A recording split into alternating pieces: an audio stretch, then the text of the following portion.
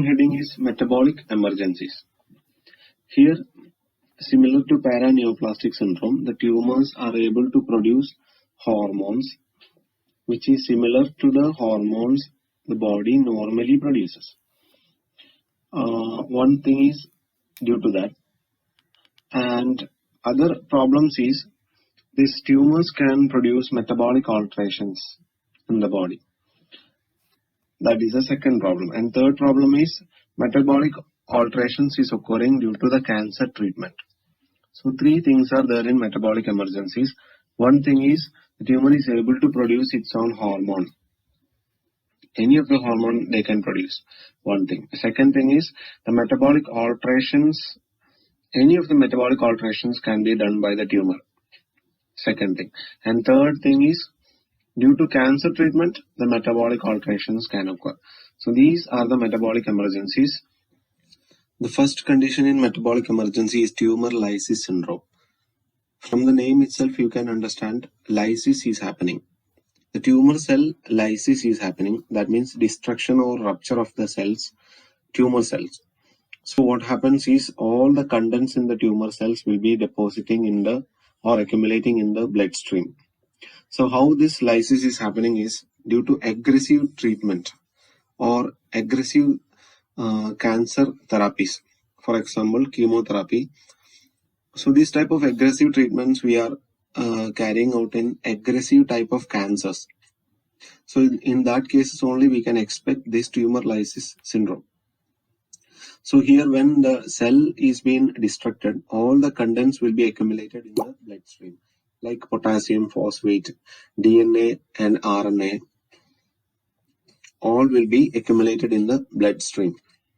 So the syndrome will occur within 24 to 48 hours after the treatment. And if it is occurring means it will stay for up to 5 to 7 days. So commonly developing in means aggressive cancers like lymphomas, leukemias, or any progressive tumors.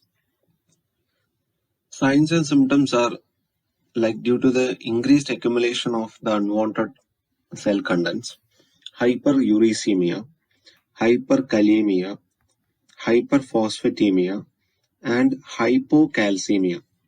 So hypocalcemia is occurring due to hyperphosphatemia. So these are opposite. You know the normal things. Phosphate and calcium mechanism, metabolism. So when there is hyperphosphatemia, there will be hypocalcemia. So here as a complication, what is happening is renal failure. All these abnormal, unwanted things will be depositing in the bloodstream and it is not able to clear from the urinary system. It will lead to renal failure. We can easily prevent this tumor lysis syndrome in some patients. For example, if you are planning an aggressive treatment in a cancer patient, so we can in prior we can do some blood test to find out the levels of unwanted thing in the blood. For example, the creatinine level, lactate dehydrogenase level, or the uric acid level. So if those amount are increased, so we can treat that particular condition. For example, if there is increased amount of uric acid, we can provide prehydration. Before the treatment itself, we can provide increased amount of fluid so that most of the unwanted things will be drained out through the urine. Or if that is not possible, we can provide the drug allopurinol.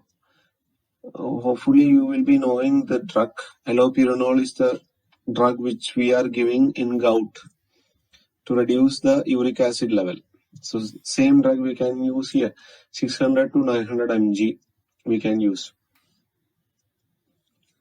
And actual management of tumor lysis syndrome is based on each electrolyte imbalances. For example, if there is hyperphosphatemia, we can restrict the dietary phosphatase.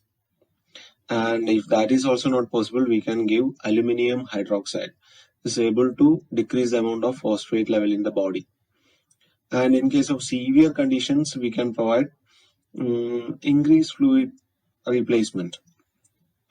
For example, 0.9% normal saline over 1 to 2 hours. and other things like hypocalcemia and hyperkalemia.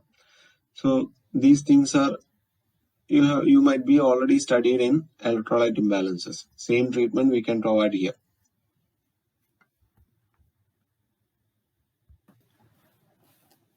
So the management of hyperkalemia as well as hypocalcemia, you can read these points. Otherwise, you can use your old notes, second year notes. And coming to the nursing management, we have to identify the risk patients. So for those patients who are high risk to get tumor lysis syndrome, and we have to apply preventive measures like fluid hydration as well as allopurinol. So you have to assess the signs and symptoms of the electrolyte imbalances. We have to assess the urine for alkalosis to identify alkalosis as well as acidosis. We have to monitor the fluid volume overload. Secondary to this, aggressive hydration as a part of preventive measure. So we also have to instruct patient to report symptoms indicating electrolyte disturbances also. So that is all about metabolic abnormalities and tumor lysis syndrome.